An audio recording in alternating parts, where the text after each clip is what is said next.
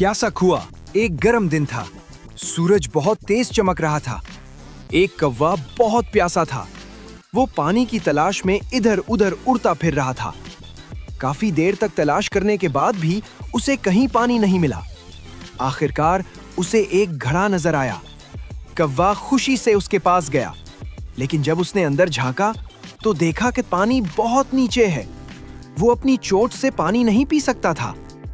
कौवा थोड़ी देर सोचने लगा, मैं क्या करूं? फिर उसे एक तरकीब सूझी। उसने इर्द गिर्द पड़े हुए छोटे छोटे कॉन्कर उठाने शुरू किए और एक एक करके घड़े में डालने लगा।